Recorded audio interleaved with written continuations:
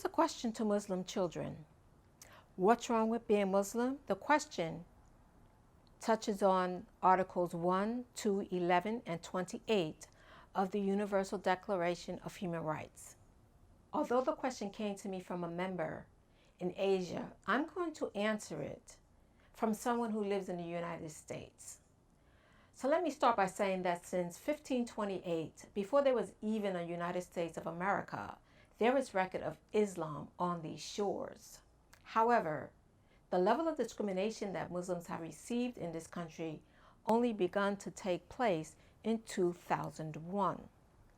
That's when, as we all know, 19 individuals chose to hijack 4 American airlines and use them as missiles.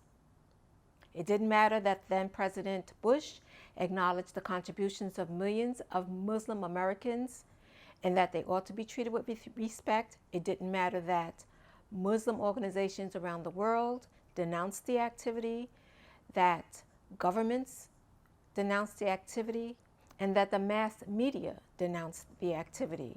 Muslims have experienced the kind of discrimination that is only all too familiar among blacks in America.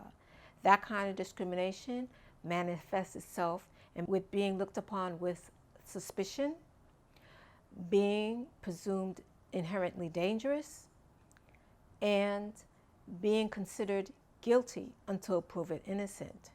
Now, let's look at the 3 iterations of the Klan in America.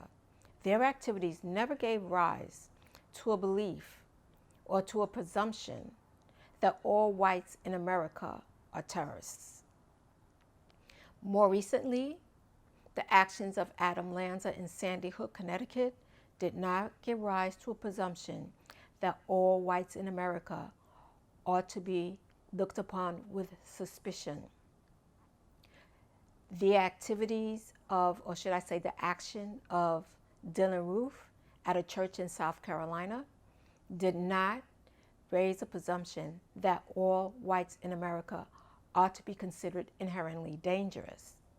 And finally, last month, when James Fields Jr. rammed his car into a crowd and killed a young lady, that behavior did not rise to a presumption that all whites in America are guilty until proven innocent. Now, 16 years after 9/11, particularly since January 21st of this year, Muslims have been treated with such hatred and disdain that it's remarkable. Also, this month marks the 54th anniversary of 4 little girls who lost their lives at a church in the South at the hands of a hate group. Finally, this month, the current occupant of the White House signed a document generated by the legislature denouncing violence and terrorism, but undermined that action by identifying the neo-Nazi group of which James Fields Jr. belongs as very fine people. So, to some extent, the more things change, the more they stay the same. And to answer the question, what's wrong with being Muslim? The same thing that's wrong with being black in America, and the same thing that's wrong with being white in America. Nothing. Absolutely nothing.